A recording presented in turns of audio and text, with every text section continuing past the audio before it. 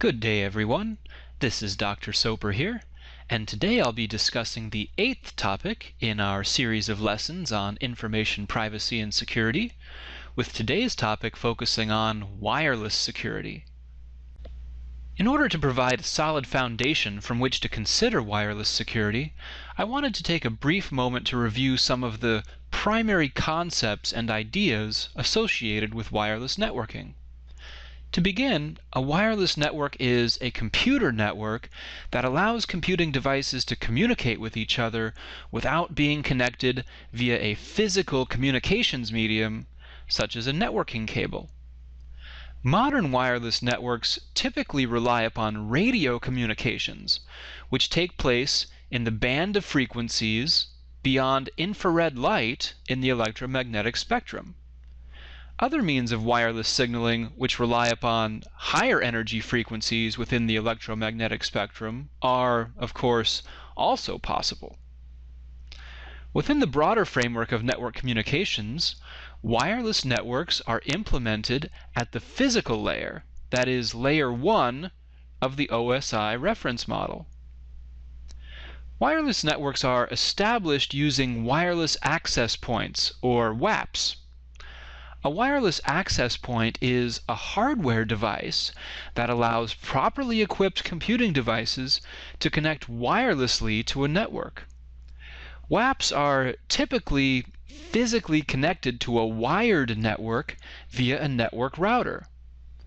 One of the primary components of a wireless access point is a radio transceiver, which is a device that allows for both the transmission and reception of radio signals. Client devices wishing to join a wireless network also have a transceiver, and in this way, two-way wireless communication between a client and a WAP becomes possible. Wireless access points commonly use the Wi-Fi set of communication standards, which are alternatively known as the IEEE 802.11 protocol suite. As a brief aside, many people believe that the term Wi-Fi emerged naturally as a shortened version of the term wireless fidelity. This belief is incorrect. The term Wi-Fi was actually invented by a brand consulting firm whose goal was to create a more marketable name for wireless technologies than IEEE 802.11. Finally, each wireless access point is identified using something known as a service set identifier, or SSID. An SSID is a textual string between 1 and 32 characters in length that is intended to provide a human-readable way of uniquely identifying a wireless network. In this way, a human user can easily identify the wireless network to which she wishes to connect. Wireless networks have become commoner and commoner in the past several years, and this has given rise to an interesting social phenomenon, wherein neighbors anonymously communicate with each other using the SSIDs of their wireless networks. Consider, for example, this screenshot of the SSIDs available in one neighborhood. The names of the wireless networks clearly indicate an interesting squabble among neighbors. Wireless networks are advantageous in many different ways, and one good way of understanding the advantages that wireless networks provide is to divide them into two groups: advantages for network users and advantages for network providers. For network users, wireless networks provide both convenience and mobility. Wireless networks are often more convenient to users than wired networks because they allow a user to connect to a network without needing to attach a network cable to her computing device, and without needing to specify any cumbersome network configuration settings, such as IP addresses, subnet masks, gateways, DNS servers, and so forth. Wireless networks also provide users with mobility. Rather than being forced to stay in one physical location, as with a wired network, users of wireless networks are free to roam to any location in the world which provides wireless access, and can still be connected to the network. Wireless networks also offer many advantages for network providers. First, with wireless networks, a network provider needs to run much less network cable than would be necessary if it used an exclusively wired network of the same capacity. This concept also extends into mobile telephony. Developed countries, for example, spent more than a century laying millions of kilometers of telephone wires.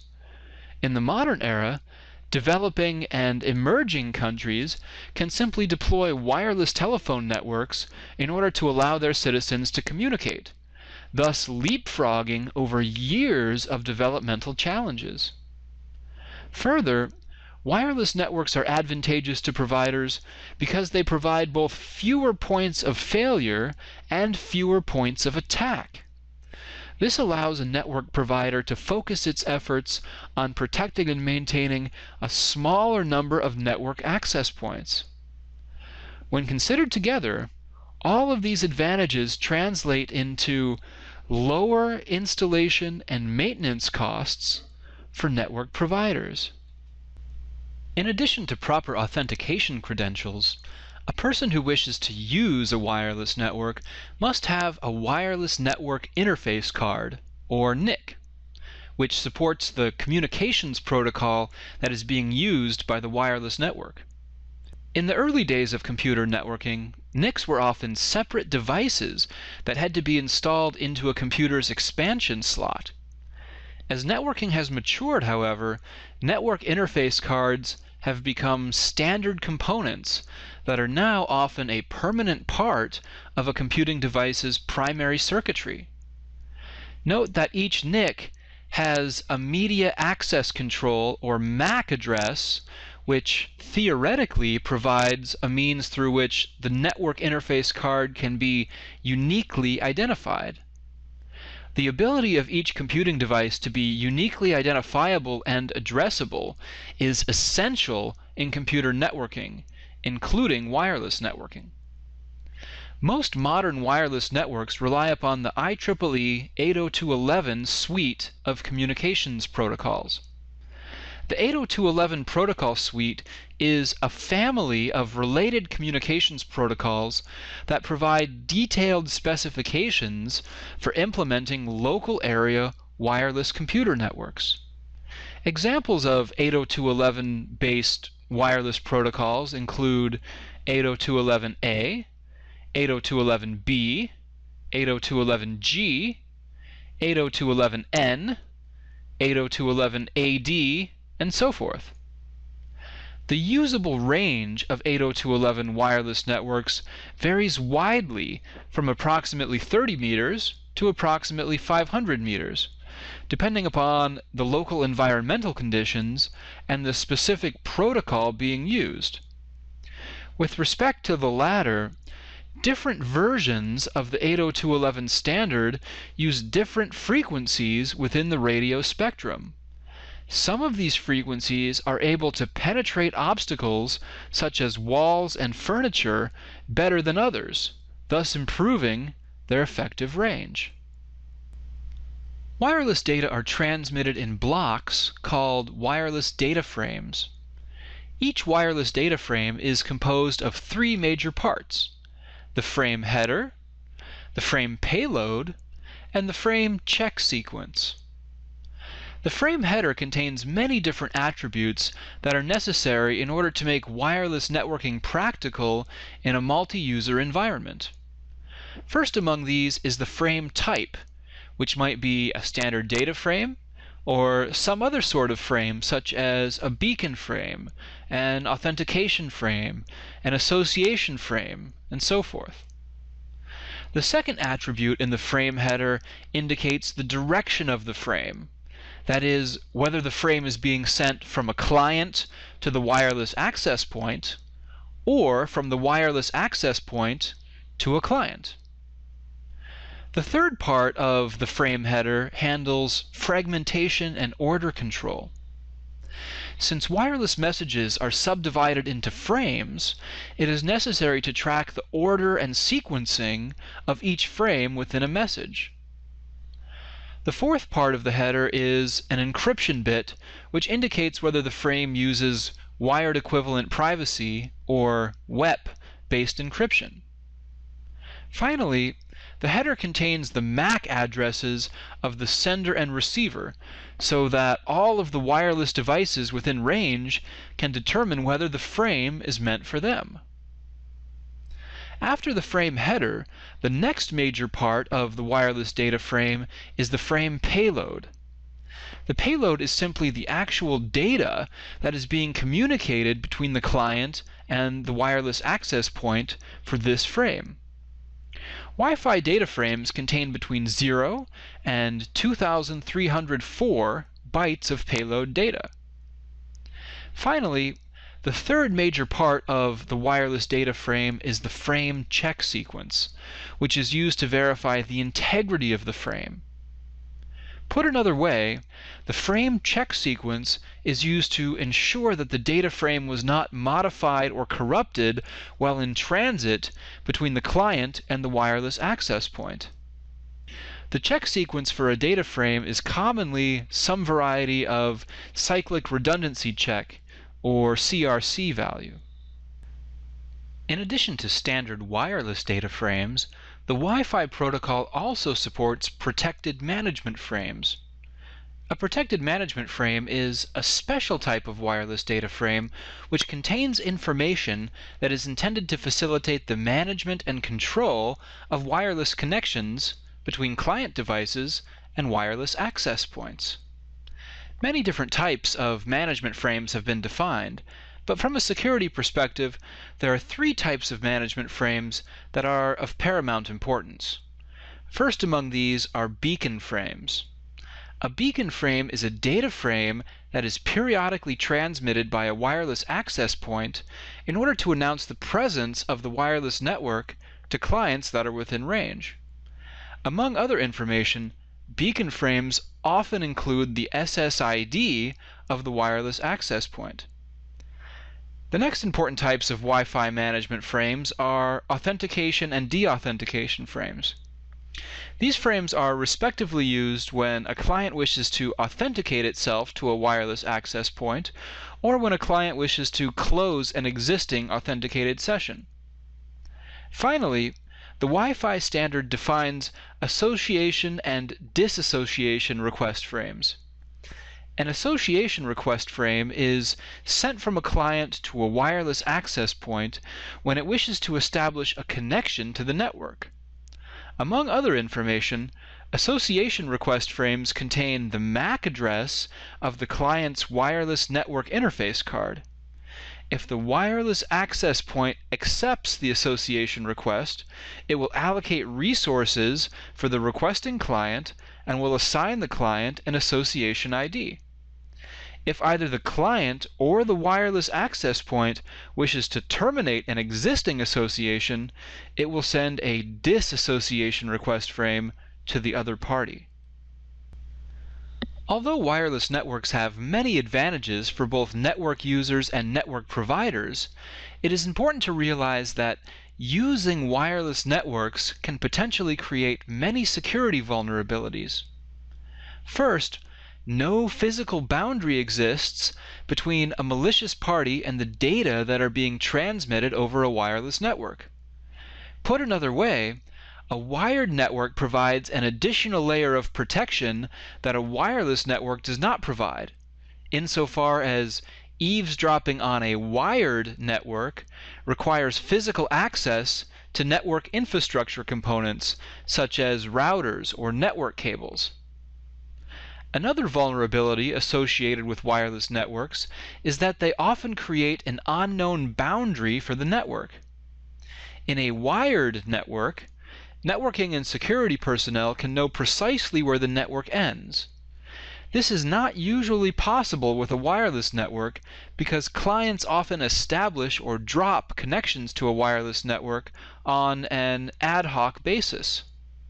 What's more, these clients can further complicate and obscure the network boundary by using network extenders, or by enabling internet connection sharing, through which other computing devices are able to connect to the wireless network by piggybacking on an existing client connection.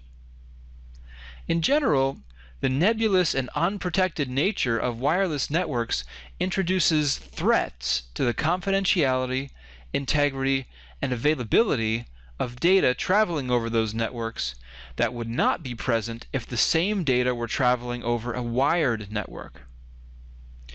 In wireless networking, the most substantial threats to information security emerge in the context of unsecured wireless networks. Unencrypted wireless data frames can be easily sniffed and analyzed using free software by anyone within range of the wireless network. Unsecured wireless networks are, in fact, such appealing targets that the search for and documentation of such networks has become a widespread activity among malicious parties. Searching for and marking unsecured wireless networks is known as war driving and war chalking. War drivers use a special set of symbols to mark streets and sidewalks so that other knowledgeable parties can take advantage of the wireless networks in the area. Aside from some free software, all that a malicious party needs in order to hijack an unprotected wireless association is the SSID of the wireless access point and the MAC address of an established client. After obtaining these two pieces of information, the malicious party simply needs to change the MAC address of her wireless network interface card to match the MAC address of the legitimate client, and begin broadcasting data frames to the SSID of the wireless access point as if she were the legitimate client. Although many people believe that MAC addresses are permanent, immutable values that are forever linked to one specific hardware device, in reality this is not true. The MAC address of most network interface cards can be easily changed using free software in a process known as MAC spoofing. Further, the MAC address of an existing client itself can be easily acquired using wireless packet sniffing software, which means that the SSID is the only remaining piece of information that a malicious party needs in order to hijack a wireless association. The way in which a malicious party obtains the SSID depends upon the way in which the wireless access point is configured. Two different options exist with respect to how a wireless access point handles its SSID. In the first approach, the wireless access point simply broadcasts its SSID as part of its beacon frames. In this case, a malicious party only needs to wait until the wireless access point announces its presence using a beacon frame in order to obtain the SSID. In the second approach, the wireless access point hides its SSID in a process known as SSID cloaking. From a security perspective, the reasoning behind SSID cloaking holds that the security of a wireless network can be increased by requiring a client to know the SSID in advance prior to joining the network. In practice, however, this is simply a form of security through obscurity, which is widely acknowledged to be a poor strategy for securing information assets. When SSID cloaking is enabled, the wireless access point does not broadcast its SSID. Instead, all legitimate clients in the area must broadcast the SSID in their data frames so that the wireless access point knows that those data frames are intended for it. Even with SSID cloaking enabled, a malicious party can therefore easily obtain the SSID simply by using a wireless packet sniffer and can hence easily hijack an established unencrypted wireless association. The security dangers associated with the wireless transmission of data have been known since the dawn of the age of wireless communications. In an effort to provide a layer of protection to Wi-Fi networks, Wired Equivalent Privacy, or WEP, was released for the 802.11 protocols in 1997 and was formally accepted in 1999. WEP was intended to provide wireless communications with a level of privacy similar to that provided by wired communications. A number of weaknesses have been identified in WEP, with the first weaknesses being identified less than 2 years after its formal acceptance. WEP, for example, uses a shared static key, meaning that the same key sequence might be used for multiple data frames belonging to the same message. Further, WEP uses a short encryption key comprised of as few as 40 bits. A 40-bit key can be easily cracked with modern computers using brute force techniques. Third, WEP implemented a weak encryption model based upon the RC4 algorithm. In the WEP encryption model, if a malicious party is able to guess the decrypted value of any single frame, then the key sequence used to encrypt that frame can be recovered. Since WEP reuses the same key sequence over and over, this means that other data frames can be cracked as well. Fourth, WEP used an unencrypted integrity check value that was generated from a well-known algorithm. A malicious party could thus send modified data frames with appropriate check values that would appear to be legitimate. Finally, WEP had no formal mechanism for authentication. Without authentication, a malicious party could gain access to the network if she was able to obtain a correct SSID and MAC address. With all of these weaknesses, WEP can now be cracked using free software in just a few minutes. In light of all of the problems that were identified with wired equivalent privacy, the IEEE recognized a need for an improved way of protecting wireless data while they were in transit between a client and a wireless access point. To this end, Wi-Fi Protected Access, or WPA, and later Wi-Fi Protected Access version 2, or WPA2, were developed as a replacement for the flawed Wired Equivalent Privacy standard. Here I will address the features and capabilities of WPA2 since it has superseded the WPA standard. Broadly speaking, Wi-Fi Protected Access was designed to improve wireless security by specifically addressing the problems that had been identified with the Wired Equivalent Privacy standard. First, WPA2 uses a dynamic encryption key as opposed to the static encryption key which was used with WEP. This allows the encryption key to be changed for each data frame involved in a wireless message. Second, WPA2 includes real authentication. In practice, most WPA2-enabled wireless networks use password-based authentication, but the standard also allows for other authentication mechanisms such as tokens, certificates, and so forth. Third, WPA2 uses strong encryption with a long encryption key. The standard now supports AES encryption with a 256-bit key. Fourth, WPA2 uses improved cryptographic integrity protection for data frames. Specifically, the standard supports 64-bit encrypted data integrity values. Finally, WPA2 implements a much improved method of initiating sessions which relies on a four-way handshaking operation. Together, all of these characteristics make WPA2 wireless networks much more secure than WEP-protected wireless networks. Despite the many security improvements that were incorporated into the Wi-Fi Protected Access standard, there remain several known ways in which WPA2 protected wireless networks can be attacked. First among these is a man-in-the-middle attack.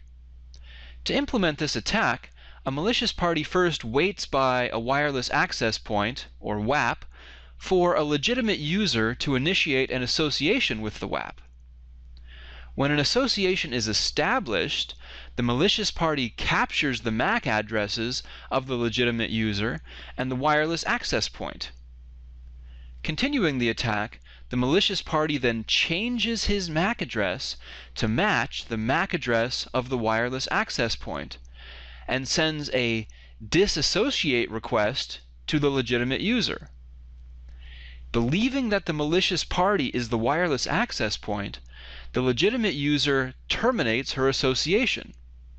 The real wireless access point, of course, is not aware of this.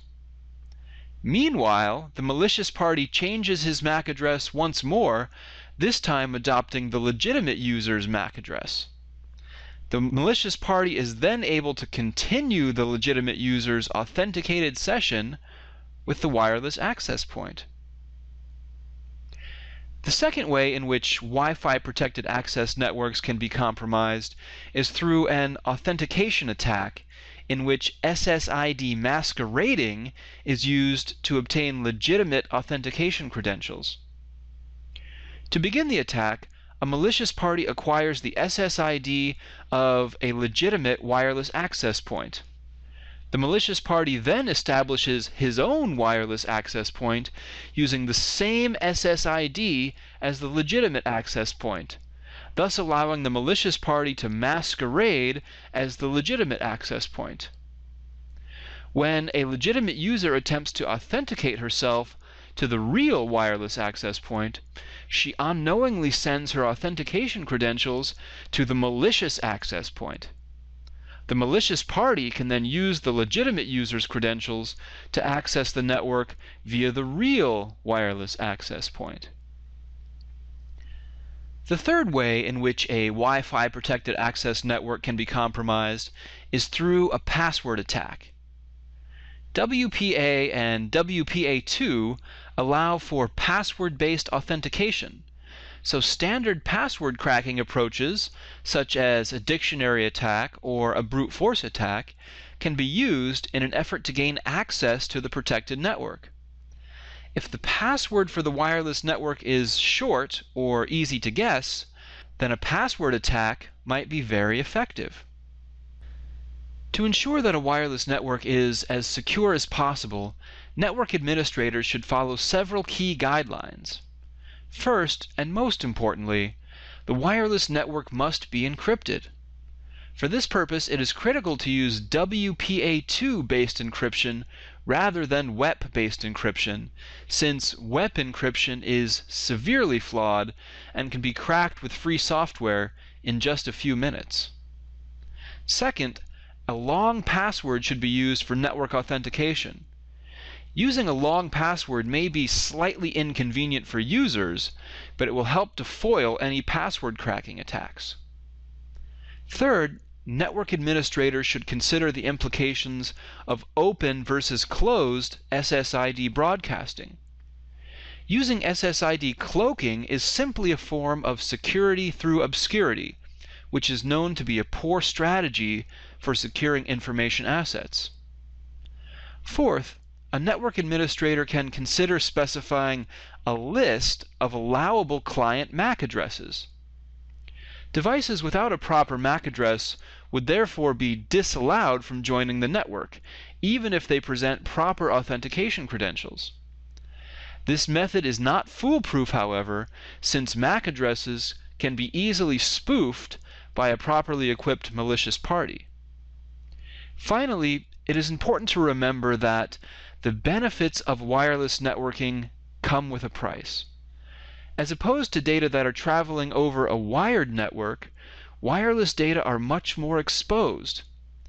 Even if wireless data are encrypted, the absence of a requirement to physically wiretap the network brings malicious parties one step closer to gaining access to sensitive data.